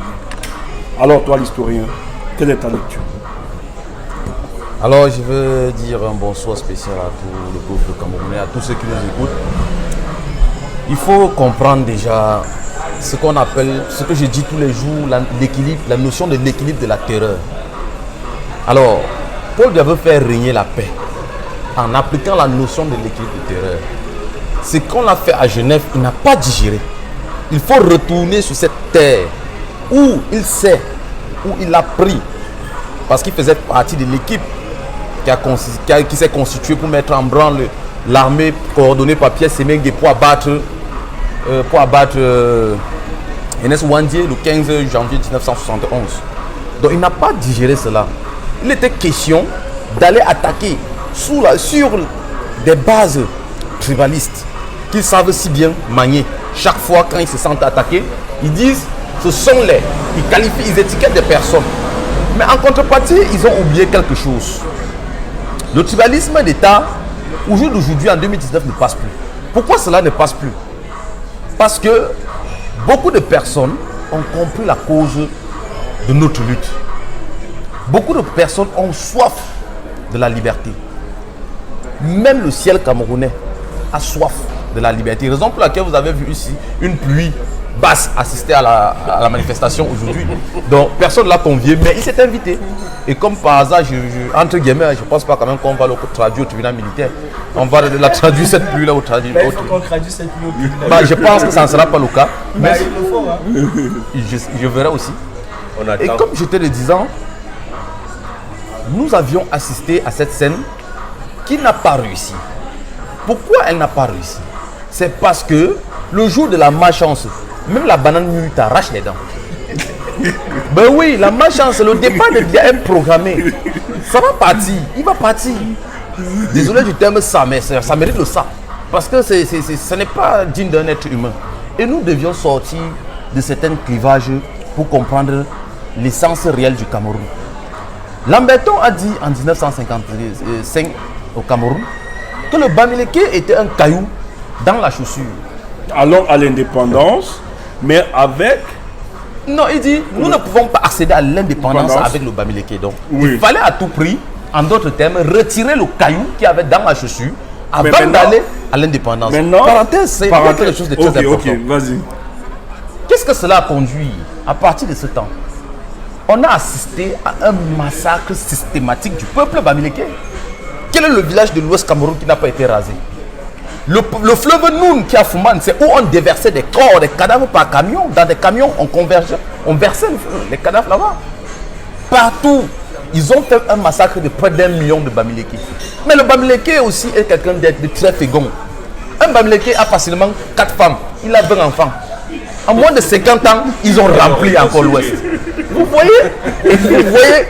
Et vous voyez que c'est un mal. Il y a un jeu de fertilité là-bas. Mais oui, c'est un mal que le régime néocolonial. Parce que ce qu'on a oublié un peu, c'est que en réalité, le Cameroun est l'un des pays africains qui est le laboratoire de la franc-maçonnerie et de la France-Afrique. C'est là-bas que Foucault a installé le laboratoire. Suite à un mot, je ne sais pas si ce mot était un mot au hasard, venant de Amadou Ahidjo, ce qu'il a qualifié de coopération. Voilà où vient l'emprisonnement de 14 pays africains, le mot coopération. C'est là-bas. Alors, M. Biya, il a hérité d'un Cameroun qui n'a jamais connu ce qui... En fait, comment je vais dire ça? Le Cameroun n'a jamais connu ce qu'on appelle démocratie. Parce que dans une démocratie, le Parlement fonctionne. Les sénateurs sont là pour soutenir le peuple. Et non soutenir, je sais pas, leur région, ils font du fédéralisme, pourtant ils n'en veulent pas. Mais pour soutenir la région du Sud en fonction des intérêts dénommés à un chef d'État précis. Et c'est quelque chose qui dit, en d'autres termes, la dictature ne s'applique pas sur des personnes démocrates. Merci, fils de Planteur. Je pense qu'on va revenir, mais je tiens à rappeler que Calibri, dans toute l'urgence tout à l'heure, peut-être je vais encore prendre les avis des autres sur la situation de Bafoussam. Il y a une question qui nous intéresse, qu'il faut évoquer, bien évidemment, sur la question de la transition et le moment corps, etc. Il faut préciser parce que les Camerounais sont un peu embrouillés dans tout ce qui se passe dans les réseaux. Il y a une certaine transition qui est en train de s'organiser et le peuple attend la position de la base. Et je pense que tu es l'homme le plus indiqué à pouvoir donner une position. Oui, avant d'acheminer là, c'est un débat que nous allons introduire tout à l'heure. Mais je vais prendre d'abord Mansa Loumen sur la situation de Bafoussam. Oui. Sur la situation du Bafoussam. Oui, d'accord. Oui, je sais pas. Alors, je vais le tourner comme ça. Donc, oui, alors Stéphane, je profite de cette occasion, comme l'a dit aussi mon fils Tréboni. J'interpelle tous mes frères parce que moi je vois le combat aussi d'un autre côté, c'est-à-dire le côté spirituel. Alors, j'ai envie de dire à mes frères qui sont en prière que leurs prières ne sont pas vaines. Pourquoi? Parce que entre ce qui s'est passé aujourd'hui, nous étions démunis des moyens pour empêcher la marche d'aujourd'hui, mais c'est Dieu seul qui a dit, voilà, ça c'est ce que je décide pour mon peuple. Donc, je vais revenir aussi au fait que je réfléchissais un jour. Alors, du coup, j'ai vu que Monsieur Biya, il nous a foutu la honte le jour du Conseil constitutionnel, la Cour constitutionnelle, là, le Conseil débat, constitutionnel, oui. voilà. Oui. Pour moi, ça a été une honte pour le Cameroun, une très très grande honte pour le Cameroun. Et donc, quand j'ai vu la basse aller aussi à sa poursuite à Genève et tout ce qui s'est passé, j'ai dit, on lui a rendu la monnaie de ce qu'il a fait au peuple camerounais. Donc, ça, c'est des choses à rappeler pour faire savoir aux gens que vraiment, dans ce combat, Dieu ne nous a pas encore laissés et il ne nous abandonnera pas. Donc, tous ceux qui sont dans la prière, qui ne se lassent pas d'arrêter de prier, parce que M. Biya, toujours, comme il a dit la dernière fois, oui, le dialogue inclusif, il ne le faisait pas. Mais à un moment, il a fait l'étude pour dire, pardonnez, on se pardonne, nos problèmes, on va les régler en interne. Mais bizarrement, en Suisse, on nous dit, il est parti du Cameroun pour venir parler dialoguer avec nos frères anglophones. Mais je n'ai pas bien compris. Je n'ai pas compris pourquoi il a refusé le dialogue et il a dit qu'on va régler nos problèmes en interne, mais subitement, il revient à l'extérieur pour parler de ce problème-là. Donc, ça veut dire quoi? Ça veut dire que M. Biya, il tourne en rond et donc il ne sait pas lui-même où il va. Ça veut dire que lui-même, il voit sa fin. C'est ce que moi je pense. Ok, merci. Et merci. je pense que on en arrivera un jour. Oui. Ouais. Avant d'arriver à Calibri, j'aimerais la situation de Bafoussam pour sortir vite fait, puisqu'il n'y a pas assez de temps. Ouais. Oui, pour la situation de Bafoussam, je vais dire deux mots très rapides. c'est que vraiment la mobilisation de Bafoussam, moi, à mon avis, à mon humble avis, ne devait pas se faire. Même si la pluie, qui est la basse pluie, est venue s'ajouter, est venue conforter la position de la base, même si cette pluie-là n'arrivait pas, je ne pense pas que la mobilisation allait être vraiment solennelle, comme eux ils pensaient. Voilà, c'est juste ce que je vais ajouter. Ok, oui, Calibri, avant d'entrer vite fait, parce que le temps nous est imparti et c'est important d'évoquer cette thématique sur la transition, parce que de plus en plus les voix s'élèvent par rapport à la transition et le mouvement. Mais moi, ce que je voulais demander ici, déjà, quelles sont les résolutions que la base a prises, parce qu'on a vu quand même des chefs qui ont répondu présent malgré le communiqué qui a été pondu. Oui. Voilà, qu'est-ce que tu penses? Le sultan s'est déplacé. On a vu les sorties un de ses fils qui se prononçait, bon, ça s'appelle du banditisme politique. On a bien écouté, on a bien compris. Mais maintenant, qu'est-ce que tu décides, puisque le peuple nous regarde, nous écoute, en tant que le meneur, le commandant de cette lutte-là? Oui, Stéphane, en tant que le commandant en chef de la brigade anti-Sardina, je tiens déjà à affirmer au peuple camerounais que dorénavant, le sultan Ibrahim Bombondjoya est boycottable et nous n'allons pas lésigner sur les moyens pour le boycotter à la hauteur de ce qu'a subi Paul Biya à Genève. Ça, c'est d'une chose. Et ensuite, je vais vous donner ici le nom de quelques monarques de l'Ouest qui vont aussi intégrer cette liste. Et bien sûr, cette liste n'est pas exhaustive. Au fil de la journée, nous allons avoir des confirmations et nous allons statuer sur ces listes-là. Il y a le roi des Bamungum qui entre dans cette liste. Il y a le chef Pokam, roi des Baganté. Il y a le roi des Bafoussam. Il y a le roi des Badjoun. Voilà. Voilà pour le moment les rois qui entrent dans notre liste rouge écarlate. Je disais le sultan Bamoun, le roi des Bamungum, le roi Pokam, roi des Baganté, le roi des Badjoun. Ça, c'est pas négociable parce qu'on ne peut pas jouer avec la souffrance d'un peuple. Un monarque, un chef traditionnel, de par sa posture, de par son règne, est du côté de son peuple et doit obligatoirement être du côté des opprimés. Ces chefs traditionnels ne reçoivent absolument rien, je dis rien, de l'État camerounais. Si ces chefs traditionnels survivent ou s'ils vivent, ils mènent leur vie princier, ils mènent leur vie de luxe qu'ils mènent, c'est grâce à cette diaspora-là. C'est parce qu'ils viennent en Europe, c'est parce qu'ils sont couverts et c'est parce qu'ils sont gracieusement monnayés par la diaspora camerounaise, qui elle-même est esclave de leur propre famille au Cameroun. N'oubliez pas que chaque membre de cette diaspora a au minimum 2 ou 3 boulots pour pouvoir subvenir aux besoins de sa propre famille, voire des tiers qu'il ne connaît même pas.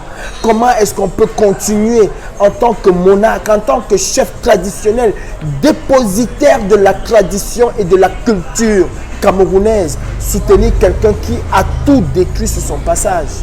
On ne peut pas l'accepter.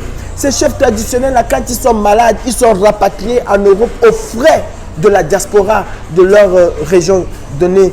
On ne peut pas l'accepter. Et la brigade anti-Sardina met un veto sur ces chefs-là. Nous n'allons pas, je le disais tantôt, lésigner sur les moyens pour leur faire comprendre que le peuple camerounais est souverain. Et quand le peuple a décidé qu'une marche est illégitime, illégale, anticonstitutionnelle, et que cette marche ne va pas en droite ligne avec les aspirations du peuple camerounais, nous devons les frapper. S'ils avaient un tant soit peu mis l'honneur de leur chefferie au-dessus de toute véhémence politique, ils n'allaient jamais assister à cette macabre organisation de je ne sais quoi. Parce que leur titre de chef, leur titre de noblesse, ils ne l'ont pas acquis par ce gouvernement, mais ils l'ont acquis par le pouvoir du peuple. Et le pouvoir du peuple qui sont en train de martyriser aujourd'hui, Stéphane. Nous n'allons pas blaguer avec ces chefs. Ça, c'est la réponse de la brigade anti-Sardina. En tout cas, tout est dit à ce niveau. Vous avez entendu, très clair, le mot d'ordre lancé. Calibro, comme il a toujours su le faire, lance l'opération des chefs Sardina. Donc la traque sera claire. En chef, le premier chef noté, c'est le sultan Bobo Dia. C'est effectivement les informations que vous ayez sur leur déplacement. Vous avez vu les chefs qui ont été nommés, Bamungum, Banganté, etc. N'hésitez pas. Et nous allons continuer dans l'investigation d'ajouter dans la liste les autres chefs qui étaient présents, afin qu'on puisse les mettre en difficulté ici au niveau de la diaspora. Car nous estimons que cette rencontre, cette mobilisation n'était qu'une mobilisation dans le but de narguer la révolution et d'insulter la brigade anti-Sardina et de démontrer que Paul Biya finalement est maître et seigneur et substitut de Dieu en terre camerounaise. Donc Kalibri dit très bien qu'il va mobiliser tous ses troupes pour que ceux-là seront humiliés au niveau de la diaspora. Alors pour aller très vite, puisque le temps nous est imparti, il y a une question de plus en plus qui est très débattue dans les réseaux sociaux. On écoute, et toi-même en offre, on a pu avoir des contacts téléphoniques, des gens qui nous ont appelés, etc. sur la question. Mais on ne peut pas finir cette entrevue sans toutefois parler de la question de la transition aujourd'hui au Cameroun. Surtout que nous avions une information qu'il y a une réunion qui s'organiserait dans les jours qui arriveront à Munich, en Allemagne, sur les questions de transition. Et par ailleurs, les informations qui nous remontent, c'est une transition qui vient dribbler le combat du professeur Maurice Kamto aux informations qu'il nous reçoit. En fait, quelle est votre posture et votre analyse de cette situation et la position de la Basse-France?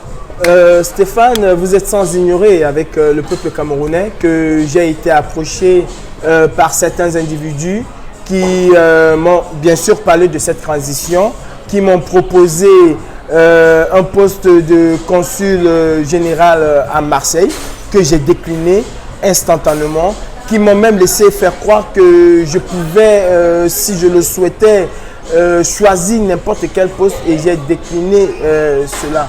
Pourquoi est-ce que j'ai décliné cela? Parce que j'estime, et je crois que vous serez d'accord avec moi, que la personne qui doit mener cette transition, c'est le professeur Maurice Kamto. Il est, si on veut croire le Conseil constitutionnel, bien que ce soit des mensonges, parce que nous savons très bien que le professeur Maurice Kamto est le président élu du Cameroun.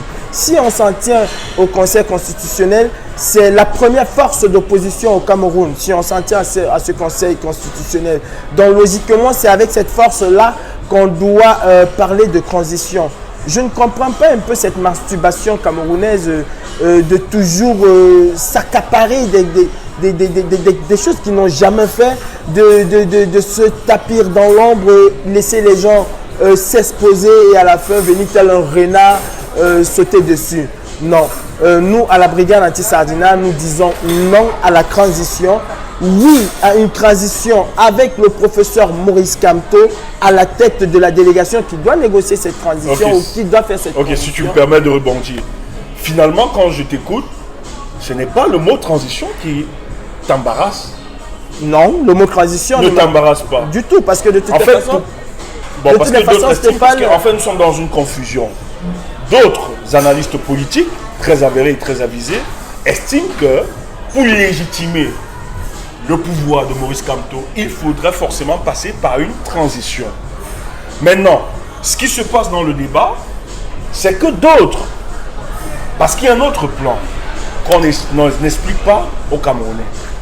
La France et d'autres puissances savent très bien que le régime de Yaoundé est en difficulté et il faut démettre Paul Biya. Mais la France ne veut pas démettre Paul Biya parce qu'ils savent que Paul Biya bénéficie d'une certaine impopularité, tant sur le plan national qu'international. Il faut devoir se débarrasser. Donc ça cause un problème de dévotion du pouvoir.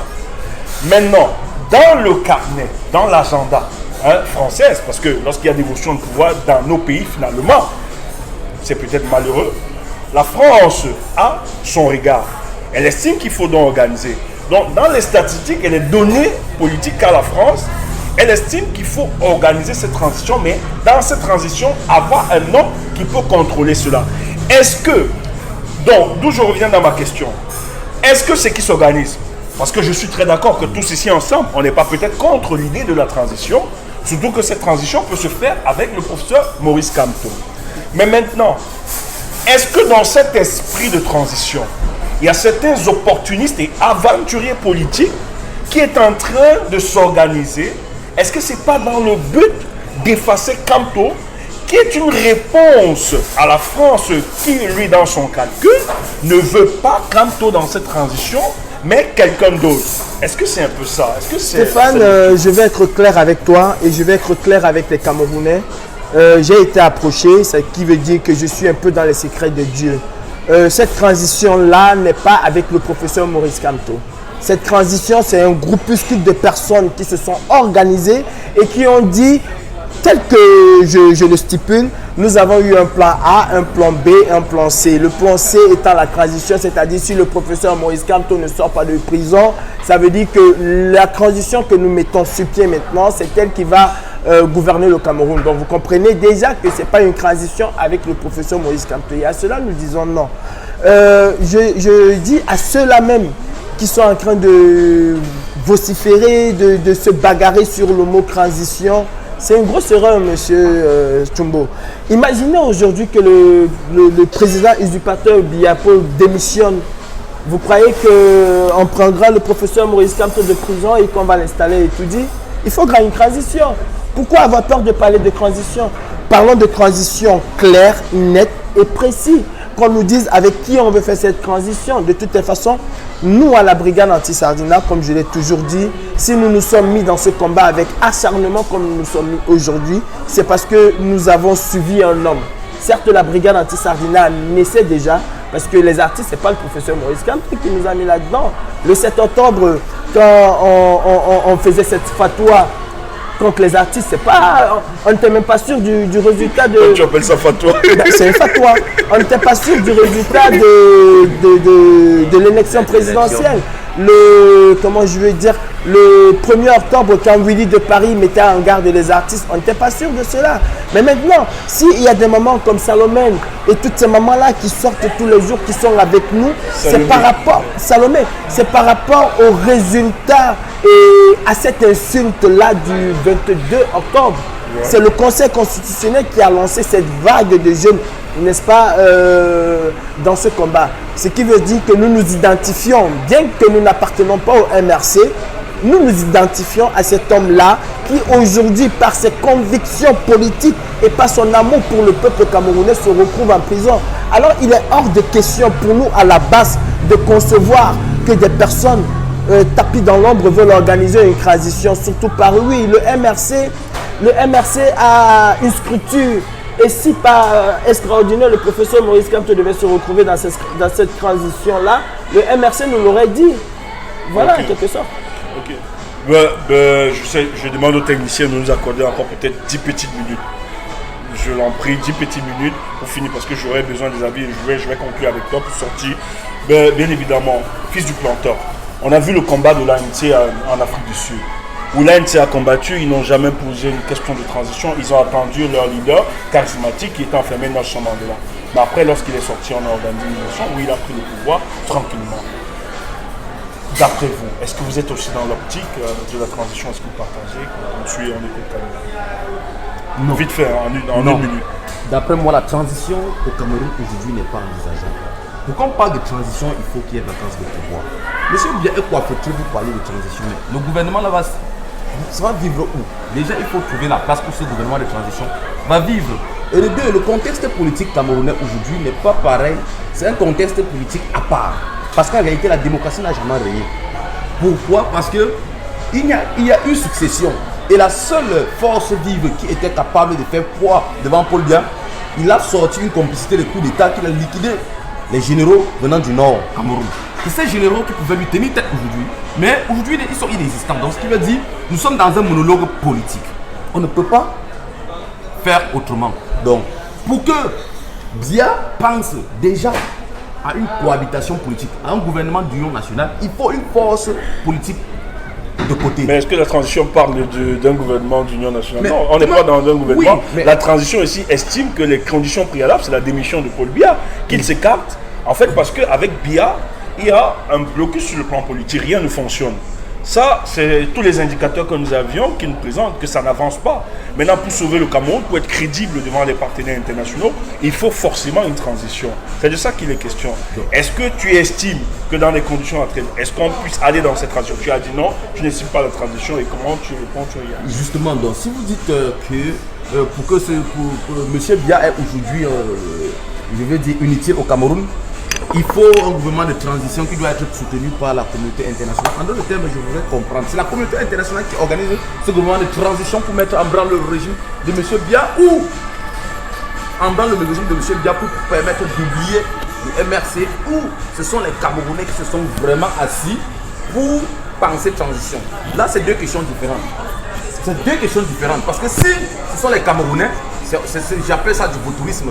Si ce sont les Occidentaux, je qualifie ça encore vraiment de quelque chose d'abject. Si en 1960, on nous a dit que le groupe Bamileke était un caillou dans la chaussure pour l'indépendance, et qu'en 2019, nous acceptons encore que les Occidentaux se mettent encore dans ce genre de jeu, ça veut dire on combat le colonialisme pour implanter l'impérialisme absolu. En tout cas, quand on ne se bat pas pour une transition, je reviens, il sera ouvert. Oui, Dre, cette question. Par rapport à la transition, je voulais simplement dire que l'argument qui est mis en avant par rapport à la transition, c'est de dire qu'il faut une représentation officielle pour pouvoir parler aux différents États qui pourraient éventuellement nous aider. En tout cas, que ce soit la communauté internationale, ou en tout cas, qui se fasse un peu le relais. Voilà, mais est-ce que tu ne penses pas derrière la transition, tu ne vois pas la main de certaines puissances, en l'occurrence la France, qui organise peut-être son jeu? Peut-être, mais éventuellement Kamto. Oui, mais... Parce qu'on sait très bien, hein, c'est pas un secret de politicien, et Kamto le disait encore lorsqu'il faisait l'une de ses sorties, de manière peut-être indirecte, faisait comprendre à la France que son soutien envers le régime Biya fait plus de mal aux Camerounais aujourd'hui. Donc, on pense, nous qui lisons plus profondément, on s'en rend compte que Kamto est conscient que la France ne veut pas que ce monsieur puisse prendre la tête de ce pays. Et quand tu nous... Ouais. Non, comme tu dis, c'est fort possible. Mais ce qu'il y a, ce que je disais, c'est que l'argument qui veut qu'il y ait besoin d'un gouvernement de transition, parce que c'est un des arguments de ceux qui vendent cette solution, l'argument qui veut qu'il y ait besoin d'un relais de la diaspora ou d'un interlocuteur au niveau des États, c'est un argument qui est faux, qui n'est pas valable. La preuve, c'est qu'on voit aux États-Unis, le pays le plus allié à la sortie de Biya, je pense que les États-Unis font partie de cela. Mais les États-Unis ont comme interlocuteur mais les gens de la base et les gens de la résistance aux États-Unis qui n'ont pas eu besoin d'un gouvernement entre guillemets de transition pour les représenter et pour parler aux politiques américains. De la même manière qu'en Allemagne, apparemment, les gens ont parlé à certains officiels. Ici en France, nous avons des éléments qui ont été à l'Assemblée nationale, qui ont parlé à certains députés, à certains élus, et qui n'ont pas attendu d'avoir un gouvernement de transition pour pouvoir parler à la diaspora camerounaise.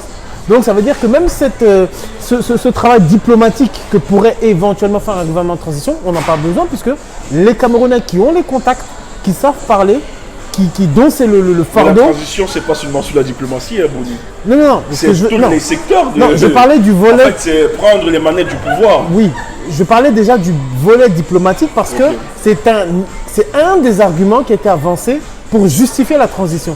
Et je disais que cet argument est non valable. Maintenant, moi, ce que je dis de manière pour clore même le sujet, c'est que le Cameroun, c'est un pays où les Camerounais n'ont jamais pu, depuis l'indépendance, pu choisir leurs dirigeants. Que ce soit à l'époque d'Aïdjo, que ce soit sous Biya, et il est hors de question, alors qu'ils ont choisi Kamto, de se voir imposer un gouvernement qu'ils n'ont pas choisi. Parce que ce serait ça. Parce que le but, inavoué, c'est quoi? C'est de prendre le pouvoir, en tout cas prendre la transition, une fois que Biya est hors jeu, prendre la transition, au moins le temps de nouvelles élections. Mais ça veut dire que le Cameroun se retrouve encore une fois avec un gouvernement qu'il n'a pas choisi, et c'est hors de question. Donc, les Camerounais ont choisi un président qui s'appelle Maurice Kamto, dont nous devons tout faire pour faire en sorte qu'il arrive au pouvoir. Et si transition il y a, elle se fera dans le cadre de la Constitution et pas dans le cadre du désir de certaines personnes qui, dans un cadre normal, dans un pays normal, n'auraient jamais pu prétendre à quelque poste que ce soit. Le Cameroun n'est pas une poubelle, le Cameroun n'est pas un sous-pays, le Cameroun est une nation digne, une nation juste, auquel il faut simplement rendre ses lettres de noblesse en libérant le professeur Kamto et en faisant que la volonté populaire exprimée par les suffrages, par les Camerounais, soit simplement respectée. Et vous verrez que le Cameroun prendra la tête non seulement de la sous-région, mais en plus de l'Afrique tout entière. Merci. Merci qu'on sorte avec l'apéro. Oui. Quelques mots. Sur la question de la transition, moi je pense que c'est juste pour remettre à jour les élections du 7 octobre. C'est comme ça que moi je vois cette transition-là. On éclaircit les conditions des élections de 7 octobre et on rétablit la vérité. Est-ce que ce n'est pas aussi une malhonnêteté politique de faire croire que cette transition, parce que d'autres communiques disent que la question de la transition, c'est asseoir la légitimité de M. Kamto, que par tous les moyens, même s'il sort de prison, on est obligé de passer par une élection pour l'établir. D'autres estiment que c'est un jeu de dupes, parce que ceux qui tiendront véritablement les manettes de cette histoire pourront adouber tout ça. Et surtout que nous sommes en politique, bon, pour sortir et pour conclure finalement, Calibri, on a vu en Côte d'Ivoire une bataille, peut-être qui n'est pas une expérience, mais un exemple pour nous. Mais finalement, si on s'oppose de plus en plus à la question de transition, est-ce qu'on ne va pas faire ce qui s'est passé? Est-ce que ce n'est pas le même schéma comme vous voudrait qui s'est passé? Même si on n'est pas très d'accord de la lutte de Ouattara, la façon dont il a pris. Stéphane, tu poses la question à quelqu'un qui est déjà aguerri dans ce sens-là. Parce que si vous vous souvenez, au lendemain de la prise des ambassades que nous avons organisée le 26 janvier, au lendemain, je disais déjà aux Camerounais de se préparer parce qu'on pouvait arriver à un affrontement armé au Cameroun pour pouvoir asseoir la légitimité du professeur Maurice Kamto. Ça n'engage que moi. Je n'ai jamais parlé au nom du MRC, j'ai parlé au nom de la base, au nom de la lutte que nous menons. Et encore en parlant de transition, Stéphane, c'est un coup tordu à la Blaise Compaoré. Il faut seulement dire ça. Il ne peut pas avoir de transition au Cameroun à partir du moment où il y a eu une élection. On a voté quelqu'un qui s'appelle le professeur Maurice Kamto, qui se retrouve aujourd'hui en prison et qu'on vient nous parler de transition. Franchement, ce n'est pas le moment, ce n'est pas le temps. Et c'est, comment je vais dire, c'est mesquin cette histoire de transition. Et nous, à la base, on est unanime là-dessus. On peut être un peu divergent sur la qualification, comment agencer le mot, mais nous sommes contre toute transition au Cameroun. Nous sommes contre toute transition. C'est très simple, clair et net. Il y a un président de la République élu au Cameroun qui est connu de tous, y compris de la France, qui s'appelle M. Maurice Kamto, et je profite de ce direct pour une fois encore exiger la libération de Maurice Kamto et de toutes les personnes qui ont été interpellées lors des marches du 26 janvier, du 1er juin et du 8 juin. La libération de Sisseko Ayoub Tabé et toutes les personnes qui ont été interpellées, n'est-ce pas, pour les affaires du Nosso. Vous savez, voyez-vous mes frères camerounais, nous ne pouvons pas construire le Cameroun quand les leaders même qui vont construire ce Cameroun sont en prison. C'est impossible. On ne peut même pas imaginer ou parler de transition quand le professeur Maurice Kamto est toujours en prison. Et nous, à la base, nous disons non. Et tu parlais tout à l'heure de corps, si je veux embrayer là-dessus. Corps, c'est un mouvement, et un mouvement qu'on doit respecter. Nous ne sommes pas en opposition avec corps. Et loin de là, nous ne sommes pas en opposition avec corps. Mais comme tout mouvement, parce que j'ai tendance à comprendre certaines choses, on va faire la diplomatie des couloirs et tout. Au Cameroun et la France, notamment, ou la diplomatie camerounaise à l'extérieur, ne se fera jamais. Parce qu'avant nous, il y en a qui ont fait les 20 ans, les 30 ans dans cette diplomatie de couloir qui n'ont jamais rien donné. Il a fallu que nous prenions les ambassades pour que les choses puissent changer au Cameroun. C'est la genèse de toutes les sanctions que vous avez aujourd'hui. Il a fallu que nous prenions l'ambassade. Dire Kamto ou rien, pour moi c'est un peu clivant, mais c'est leur droit absolu d'avoir le mouvement et nous ne sommes pas en opposition avec ce mouvement. Le mouvement Kamto ou rien, ce n'est pas un mouvement à combattre, bien évidemment. Non, mais derrière, on encourage ce mouvement. On encourage ce mouvement si et seulement si il est suivi d'action. Parce qu'avoir un mouvement, c'est une chose. Mais si derrière, parce qu'on a l'impression aussi, nous ne sommes pas quand même dupes, qu'il y a une certaine guerre de leadership et d'autres s'estiment. Peut-être s'estime exclu du combat de la brigade anti-Sardina, d'où il faut mettre de manière opportune un mouvement dans le sens de pouvoir de la base, bien évidemment. Ce n'est pas une guerre de leadership qui nous amène à ça. Stéphane, guerre de leadership, nous ne nous battons pas pour nous. Nous nous battons déjà pour le peuple camerounais. Guerre de leadership, c'est pour ceux qui veulent avoir un scrampontin. Et il faut le dire aussi, il ne faut pas nous mentir, il ne faut pas nous mentir à nous. Il y a qui sont dans ce combat parce qu'ils sont avec le peuple camerounais à 100%. Il y en a qui sont dans ce combat parce qu'ils ont des visées politiques. Et ça, il ne faut pas qu'on se trompe là-dessus. Maintenant, ils sont libres de faire ce qu'ils veulent. Ils sont libres de créer X ou Y mouvement. Mais n'oublions pas l'essentiel de notre combat, c'est de détruire Biya et son système. C'est ça notre combat. Quelles que soient les dénominations qu'on va porter à n'importe quelle structure, si on n'a pas, n'est-ce pas, le même but, et c'est où je suis un peu pas d'accord avec Corps, parce que Corps est beaucoup focalisé sur le professeur Maurice Kamto, c'est leur droit, mais ça personnalise le combat. Or, le combat que nous menons, c'est le combat des Camerounais. Et ça, c'est l'essence de la base. Et celui qui n'a pas compris ça, n'a rien compris. Parce que qui va libérer Mais finalement, est-ce que dans un combat, il ne faudrait pas avoir finalement un homme qui l'incarne? Est-ce que vous n'êtes pas aussi dans de l'angélisme en se disant que tout combat naît spontanément? Il y a toujours un homme qui l'incarne. À un moment pour donner, quand on a vu la libération de l'Afrique du Sud, aujourd'hui lorsqu'on parle d'Afrique du Sud, on parle de Nelson Mandela. Est-ce que vous avez dit que c'est le culte de personnalité? Lorsqu'on parle de la Côte d'Ivoire, on parle de Babo. Est-ce que c'est pas aussi un culte de personnalité? Mais parce que finalement, on ne comprend plus, c'est aussi tout un mélange dans ce combat. En fait, c'est la position de la base, et c'est parce qu'on a l'humilité de dire que la position de la base n'est pas forcément une position universelle, qu'on accepte qu'il y ait un angle de vue légèrement différent à partir du moment où cet angle de vue épouse malgré tout la délivrance du peuple, qui est symbolisée par le retour, justement la réponse au hold-up électoral qui est la victoire de Maurice Kamto. C'est pour ça qu'on ne sera jamais en opposition avec Corps, parce que nous estimons que malgré tout, ça va dans le bon sens, dans le sens de la libération, dans le sens de la restauration de la vérité des urnes. Mais maintenant, il y a des différences qui sont propres à notre mouvement, mais qui font qu'on peut aussi s'allier, parce que le fondamental reste la libération du peuple du Cameroun. Donc Calibri l'a bien dit, nous respectons tous les mouvements qui vont dans le sens de la libération. Nous avons aussi notre angle de vue de la situation. C'est pour ça que nous ne faisons pas appeler Corps, mais nous sommes assez ouverts d'esprit. Nous sommes nous ne sommes pas dictatoriaux. Nous avons une ouverture d'esprit suffisante pour pouvoir aussi accepter ceux qui sont avec nous dans le combat, avec un angle de vue légèrement différent à partir du moment où l'ennemi reste Biya et que celui qu'il faut délivrer, celui qu'il faut remettre sur le fauteuil est Maurice Kamto. Stéphane, je voulais aussi apporter une petite précision. Tu parlais tout à l'heure d'un leader de ce combat. Incontestablement, le professeur Maurice Kamto est le leader de la révolution camerounaise. Incontestablement. Personne ne doute là-dessus. Moi, je ne suis pas en opposition avec Corps, mais j'appelle Corps de s'ouvrir beaucoup plus au problème essentiel qui est le problème des Camerounais.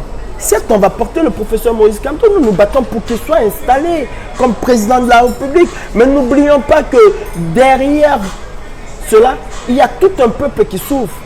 Ne l'oublions pas. Nous n'avons aucun problème. Hein. Si aujourd'hui, Corps pose une action ou appelle à un boycott ou à quoi que ce soit, mais nous irons dans ce boycott. Si je pense que tous ces mouvements naissent parce qu'il existe ces réalités, ces problèmes sur le plan social, parce qu'il existe un peuple. Et maintenant, derrière ce peuple, pour organiser ou bien structurer le combat, on a besoin peut-être d'aller dans un mouvement. Oui, pour sortir. Pour sortir, je voulais vous dire quelque chose. On a vu en Afrique du Sud, Nelson Mandela a fait 27 ans de prison. Est-ce que l'ANC a un jour changé de nom? Non, du tout. On a vu au Cameroun, l'UPC fait presque de 48 à 71. On a un jour changé de nom? Parce qu'on a changé de nom. Il y a eu des petits réglages. La loi combattante, la loi révolutionnaire est une loi basée et fondée sur la conviction. C'est une loi fondée sur la conviction. Ce qui veut dire, quand vous vous engagez, vous savez où vous vous engagez. C'est comme le mariage. Il y a des jours de bonheur, il y a des jours de malheur. Est-ce que le jour de malheur, tu vas sortir du mariage et dire non, je ne suis pas d'accord? Hier, quand c'était bon, pourquoi tu es resté? Moi, je dis une fois, les mauvais anges sont chassés du ciel. Certaines personnes ont cru que je faisais du dilatoire. Non, ce n'est pas du dilatoire. Il faut être quelqu'un de clair, de pragmatique et savoir en amont ce qu'on veut. Je ne suis pas ici pour prôner une politique de division. Non, c'est une politique de vérité. C'est une politique de vérité. Si tu vas à 5 endroits et on te cherche dans 5 endroits, ce n'est pas des gens qui t'ont cherché qui sont mauvais. C'est toi le véritable problème. Pose-toi des questions. Pose-toi des questions. Et la valeur d'un combattant, d'un réel combattant, se repose sur sa capacité à reconnaître les bienfaits de ses collègues combattants. Et nous devions comprendre, moi le concept corps, c'est abject, c'est absurde. on va apprendre à épouser un mouvement et rester prêt à assumer cette conviction-là. Il ne faut pas qu'on cause, aujourd'hui on se sente mal, on va à gauche, on dit non, je suis comme ça. Demain quand on se sentir mal, on va aller à droite, dire qu'on est comme ça. Mais pour finir, tu seras où? Y a-t-il deux Cameroun? Y a-t-il un Cameroun? Si le combat est le même, pourquoi ne pas avancer? Alors, je ne veux pas ici dire que je veux l'idéologie de Paul Biya qui dit qu'il faut être à tout prix un Cameroun uni. Non, on peut s'accorder sur les désaccords, ça m'importe peu. Mais soyons vrais dans ce qu'on fait, soyons des personnes de conviction et non de convention. Parce qu'à chaque fois où on signera de convention, quand les clauses du contrat ne vont plus nous arranger, nous allons casser ce contrat et aller encore ailleurs signer. Et c'est le Cameroun de demain qu'il faut qu'on construise. Pour des termes vraiment clairs, de base bien bétonnés, pour pouvoir avancer. Merci Stéphane. Merci, on n'a pas eu le temps. Calibri, quelqu'un nous a interpellé en disant on a oublié Nyadi Fendi, on a oublié son acolyte Kwete. Est-ce qu'ils sont aussi dans la liste? Mais vous posez une question là qu'il ne faut même pas se poser. Ils sont dans la liste depuis. Vous vous souvenez, la dernière fois, je crois que c'était le 14 juin, quelque chose comme ça, là-bas s'est déplacé du côté de l'Assemblée nationale pour justement interpeller Nyadi Fendi. Ils sont tous dans cette liste, mais seulement que cette liste, elle est graduée. Elle est graduée. Ces chefs-là sont passés dans la liste rouge écarlate. La même liste dans laquelle se trouve Paul Biya et son Toto de John Satan Momo. C'est cette liste-là. C'est-à-dire que c'est des gens, c'est des personnes que même au péril de notre vie, nous allons les combattre. Nous n'allons pas lâcher du lest pour ces gens-là. Il suffit qu'ils viennent sur notre territoire de compétence, si je peux l'appeler ainsi. Nous n'allons pas les faire cadeau. Hein. Ce que Biya a suivi à Genève. Et je tiens aussi à dire encore à l'ambassadeur de Suisse au Cameroun, aussi longtemps que Biya mettra ses pieds à Genève, nous allons rendre Genève ingouvernable. Et ça, ce n'est pas discutable. Au risque de nos vies, nous allons donner notre sang, nous allons donner nos vies à Genève. Monsieur l'ambassadeur, si vous aimez tant Biya Paul et toute sa clique, demandez à cet homme de construire des hôpitaux au Cameroun. Demandez-lui d'aménager le lac municipal de Yaoundé. Il pourra le transformer en lac Léman s'il veut et passer sa villégiature là-bas. Plus jamais dans la diaspora. Aussi longtemps que Biya mettra les pieds en Suisse, ce ne serait pas seulement l'hôtel intercontinental que nous allons aller attaquer, mais nous allons attaquer Genève dans son centre.